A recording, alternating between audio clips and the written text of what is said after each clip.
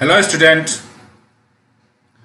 हम लोग आज देखते हैं साइंस का एमसीक्यू मोस्ट इंपॉर्टेंट क्वेश्चन।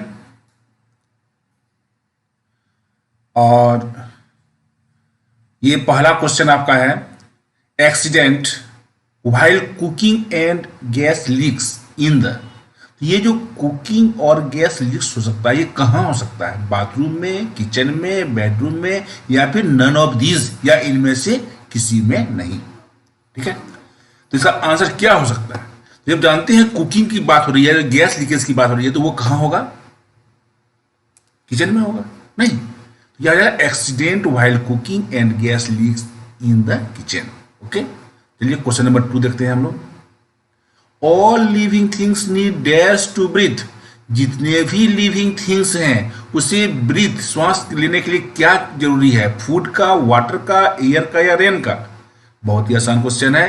तो श्वास लेने के लिए हम लोगों को सबसे मेन चीज क्या है? इसमें एयर चाहिए। नहीं, all living things need air to breathe, need air to breathe. Air में हम लोग डॉट लगा देंगे इसमें। ओके, चलिए क्वेश्चन नंबर 3 आते हैं हम लोग।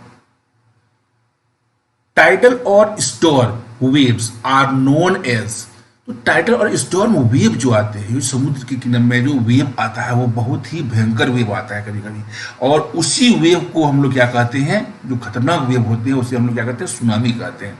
क्या कहते हैं? सुनामी कहते हैं। ठीक है, ये सी नंबर। नेक्स्ट क्वेश्चन आइए। Dash is a sudden violent shaking of the earth surface. नहीं, तो बोलता है कि अचानक वायलेंट शेकिंग, नहीं, क्या हो जाता है? मतलब कि कपकपाना, पृथ्वी का डोलना जो होता है वो अचानक अर्थ सरफेस पे जो पृथ्वी का डोलना होता है उसे हम क्या कहते हैं? क्या कहते हैं उसे? अर्थक्वेक कहते हैं, भूकंप कहते हैं ना। अचानक जब जब पृथ्वी डोलता है तो उसे हम लोग क्या कहते हैं? अर्थक्वेक कहते हैं। ठीक है, next question. Dash is caused when there is no rain और less rain for a long period. Dash is caused, क्या काउज्ड होता है? जब क्या होता है कि वर्षा नहीं होती है, या वर्षा होती भी है तो बहुत कम, लंबे समय तक जब वर्षा होती है तो बहुत कम होता है या नहीं के बराबर होता है। उस परिस्थिति को हम लोग क्या कहते हैं? ड्राउट कहते हैं, सुखाड़ कहते हैं। नहीं, drought, drought is caused when there is no rain और less rain for a long period. लंबे समय तक जब कहीं वर्षा नहीं होती है, या वर्षा होती भी है तो बहुत कम होती है, तो क्या काउज्ड होता है? ड्राउट। ओके, अब next question. Matter is found in dash states. तो मैटर जो होते हैं वो कितने स्टेट्स में पाए जाते हैं? हम लोग जानते हैं वो मैटर जो होते हैं वो 3 स्टेट्स में पाए जाते हैं, सॉलिड में, लिक्विड में और गैस। हाँ, solid form, liquid form and gaseous form. Okay, तो 3 स्टेट्स में होते हैं। अब नेक्स्ट देखते हैं हम लोग question number 7। Terrace farming. Terrace farming is done in. तो टेरेस फार्मिंग कहाँ होता है? प्लेन में? बिल्कुल नहीं होगा। जब प्लेन है तो वहां टेरेस फार्मेशन होगा कैसे? डेजर्ट में तो ये होगा नहीं। हिल्स, हिली एरिया में होता है। टेरेस फार्मिंग कहाँ होता है? हिली एरिया में होता है। ठीक है, क्या हो जाएगा इसका आंसर? हिल्स। नहीं, तो terrace farming is done in the hills. Question number 8। Dash is the first layer above the earth surface. Earth surface के ठीक पहला लेयर जो होता है उसको हम लोग क्या कहते हैं? ट्रोपोस्फेयर कहते हैं। क्या कहते हैं उसको हम लोग? ट्रोपोस्फेयर कहते हैं। ठीक है, सबसे पृथ्वी से ठीक ऊपर का जो लेयर हुआ वो क्या कहलाया? ट्रोपोस्फेयर। अब क्वेश्चन नंबर 9 आते हैं हम लोग। Which of these properties air has. तो प्रॉपर्टीज में ये कौन सा गुण पाया जाता है? इसमें से जो यहां दिया हुआ ऑप्शन में, occupies space, has weight, both A and B, none of this. मतलब यहां है which of these properties air has. Air में जो प्रॉपर्टीज होती है, एयर का गुण क्या किया? ऑक्यूपाई स्पेस, वो जगह छेकता है। हैज वेट, उसमें वजन होता है। या फिर both A and B, occupy space, जगह भी छेकता है, उसमें वजन भी होता है। या फिर नन ऑफ दिस, इनमें से कोई नहीं। तो हम जानते हैं कि एयर जो है वो जगह भी छेकता है और उसमें अपना उसका वजन भी होता है, वेट भी उसका होता है। तो इसलिए इसका आंसर क्या हो जाएगा? Both, both A and B. नहीं, occupies space and has weight. Okay. अब question number 10, salt is a dash impurity. Salt जो है वो किस प्रकार का इम्प्योरिटी है? सोल्यूबल है, इनसोल्यूबल है, बोथ ऑफ दीज है, नन ऑफ दीज है। तो हम जानते हैं कि सॉल्ट जो है वो क्या है? सोल्यूबल इम्प्योरिटीज है, नहीं घुलनशील, घुलने वाला इम्प्योरिटी है वो। तो क्या हो जाएगा ये? Soluble impurity. ओके। अब आते हैं हम लोग क्वेश्चन नंबर 11 में। The filter paper is used इन। क्या होता है? एक फिल्टर पेपर होता है। तो फिल्टर पेपर का यूज किसमें होगा? नाम से ही इसका आंसर नाम में ही छुपा हुआ है। Sedimentation, decantation, filtration, none of this. तो फिल्टर पेपर है तो ऑटोमेटिक इसका यूज किसमें होगा? फिल्ट्रेशन में होगा। फिल्ट्रेशन को इसमें टिक मारिए इसमें। The filter paper is used in filtration. Question number 12 पे हम लोग आते हैं। Those who study earthquakes are called. नहीं, तो कहता है कि अर्थक्वेक्स की स्टडी को हम लोग क्या कहते हैं? तो क्या कहते हैं इसको हम लोग? जो कि अर्थक्वेक का स्टडी करता है उससे हम लोग क्या कहते हैं? सिस्मोलॉजिस्ट कहते हैं। क्या कहते हैं इसको हम लोग? सिस्मोलॉजिस्ट। ठीक है, इसमें टिक मार दीजिएगा इसको। चलिए question number 13, the drought of the century in the history of India was. समझे कि नहीं? तो कहता है इसमें कि ड्राउट ऑफ द सेंचुरी, ठीक है, तो इंडियन हिस्ट्री में जो ये हुआ था तो वो कब हुआ था?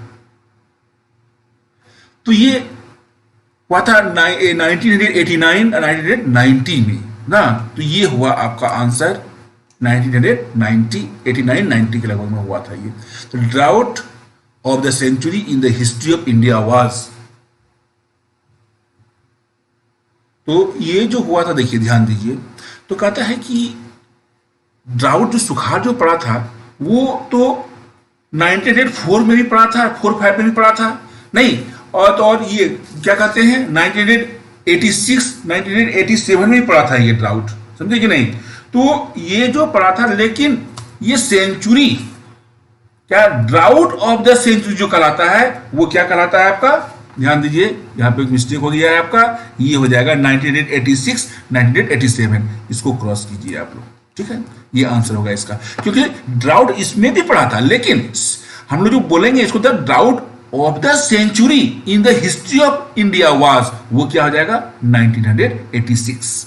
इसी को कहा गया है। चलिए क्वेश्चन नंबर 14 में हम लोग आते हैं।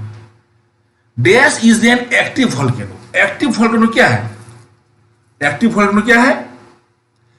तो हम लोग जानते हैं कि ये क्या है? Mount Vesuvius. हाँ, वेसुवियस जो है, माउंट वेसुवियस जो है, ये क्या है? एक्टिव वोल्केनो है। ऐसा वोल्केनो है जो एक्टिव है, इससे लावा वगैरह निकलता है, ठीक है? चलिए क्वेश्चन नंबर 15 आते हैं। Soil is made of dash layers.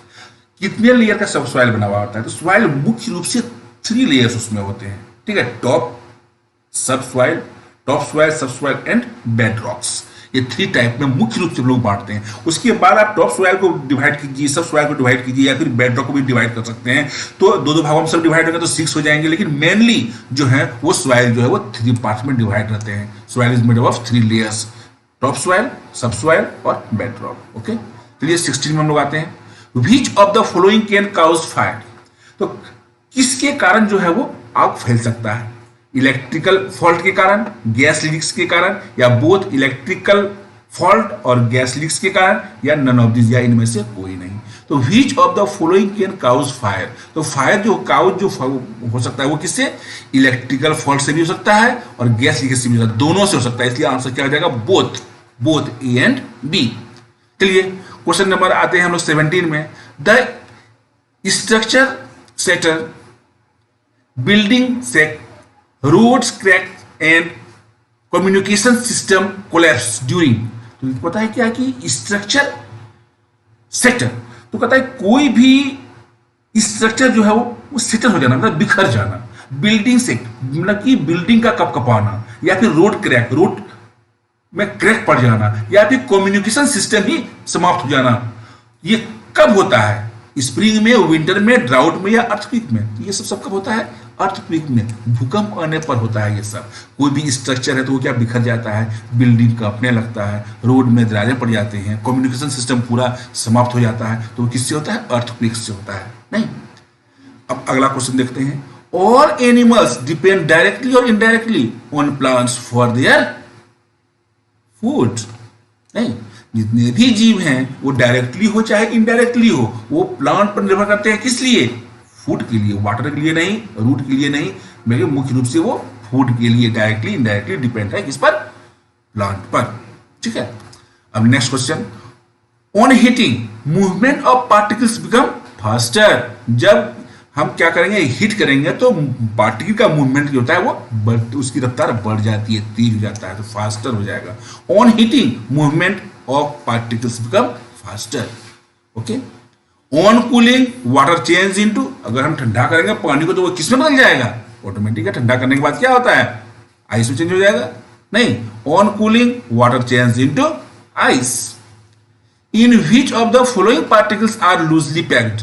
तो लूजली पैक्ड जो किसका पार्टिकल होता है, देखिए सॉलिड का जो पार्टिकल होता है वो कॉम्पैक्ट अरेंज्ड रहता है, और गैस का जो होता है वो वेरी लूजली अरेंज्ड रहता है, और लिक्विड का रहता है लूजली अरेंज्ड। लिक्विड का थोड़ा कम अरेंज्ड रहता है, उतना अधिक पैक्ड नहीं रहता है, लूजली अरेंज रहता है, तो क्या हो जाएगा, लिक्विड हो जाएगा। गैस का तो हो जाएगा वेरी लूजली अरेंज, बहुत ही लूजली अरेंज होता है उसका। ठीक है, अब आते हैं मिल्क टर्निंग सोर इन ए। तो दूध जो होता है खट्टा हो जाना, दूध का खट्टा जाना, दूध फट जाना, दूध का खट्टा हो जाना, तो ये किस प्रकार का चेंजेस है, फिजिकल चेंजेस है, रिवर्सिबल चेंजेस है, केमिकल चेंजेस है, नन ऑफ दीज। तो फिजिकल चेंजेस है कि केमिकल चेंजेस है कि reversible.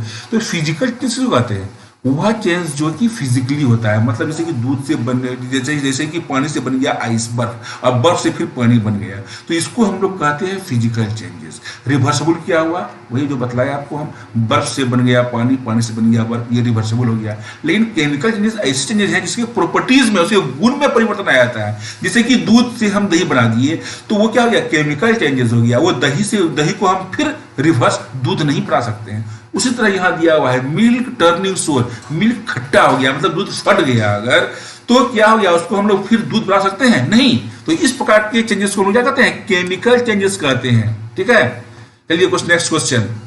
Dash and salt are soluble in water.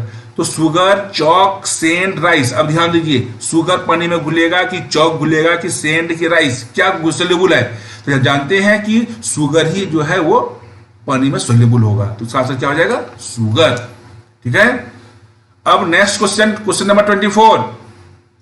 In ice the water molecules are और can, in ice the water molecules are और can क्या होगा, very tightly packed, move around freely, loosely packed. तो हम लोग जानते हैं कि आइस की मॉलिक्यूल जो होगा वेरी टाइटली पैक्ड होगा, नहीं होगा, ये आंसर हो जाएगा वेरी टाइटली पैक्ड।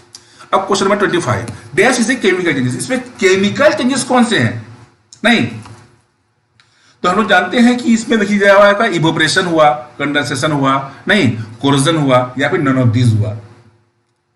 तो केमिकल चेंजेस, इवोपरेशन तो पानी इवेपोरेट कर दिया, ये केमिकल चेंजेस नहीं है, कंडेंसेशन भी नहीं है, तो क्या हो जाएगा, कोरोजन हो जाएगा। मतलब कि जैसे कि हम लोग जानते हैं लोहा वगैरह में जंग लग जाता है, तो जंग लग जाता है तो ये क्या है, परमानेंटली जो है वो बर्बाद हो जाता है, खराब हो जाता है, उससे फिर हम लोहा नहीं बना सकते हैं, या फिर उसको हम लोग सुधार नहीं सकते हैं। इसलिए इसका आंसर क्या हो जाएगा, कोरोजन, जंग लगना। नहीं, जंग जो लग जाता है किसी चीज पर उसको हम लोग क्या कहते हैं, कोरोजन कहते हैं। ठीक है, चलिए आपका ये 25 MCQ में नहीं मोस्ट इंपॉर्टेंट क्वेश्चन है ये सबको आप लोग रिवाइज कीजिएगा। Okay, bye.